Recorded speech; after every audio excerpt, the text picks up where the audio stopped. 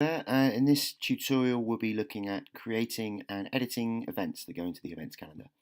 And to do that you can do it in two ways. You can either select new event from the ribbon, or you can go into the dashboard and select add new from the events options on the left hand sidebar. So if we click on add new, you should then be presented with this page. And so the event title goes in here, so I'm going to call this Simon's test event. And then you should fill in the event details, and most of these are going to be self-explanatory, so I won't spend too much time on this. But there are a few interesting options. Firstly, the repeat occurrence option.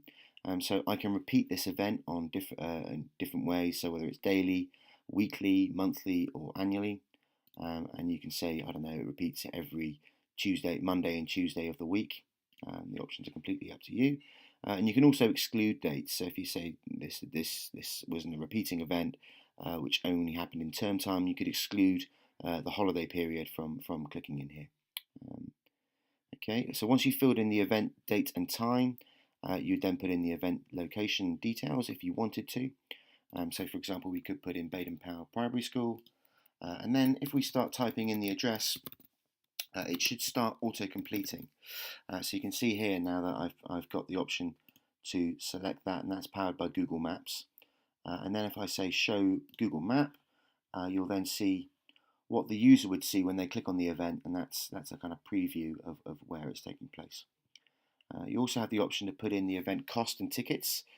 So you could put in the cost, and if you had a piece of software that did allow you to buy tickets elsewhere, say for example you were buying tickets for, I don't know, a pantomime, or if you were going to the British History Museum or something like that, you could put in a URL to their website to buy a ticket. Finally, you could put in a contact name for the organizer and their contact details. I mean, all of these bottom three things are all completely optional, so you can leave them completely blank if you wish to. But once you've filled in the event details, you then actually fill in some text for the event. And this would show up when they click on it. So for this one, I'm just going to say, this is a test event from Simon. And you obviously got the editing options up here, which you can add those to. And then you'd select the event category on this right-hand side. So depending on the category that you select, would be depending on where it shows up on the website. Predominantly, all of the events will show up on the home page. But also, say for example, it was a governor's meeting that you were adding. If you tick governor's meeting, it would then show up on the governor's meetings page.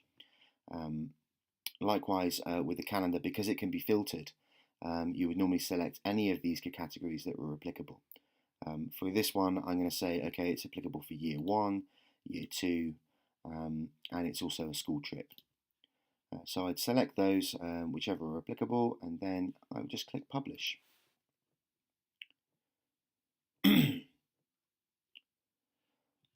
The event's now published. If I then go to the home page, I'll be able to view the event on the calendar. So on the home page, if I scroll down, you'll see, because it was the date that I chose was actually today, it's highlighted this event, and it said Simon's test event at Baden Powell Primary School. And you can see that it gives a little kind of a brief description about what the event's about. And if I click on that, it'll then take me through to the main thing and show me the categories that event applies to, and also the Google map that we produced earlier. Okay. The only other thing we need to look at with events is obviously editing one. So, say for example, you've created an event already. If you go back to the dashboard and then select all events,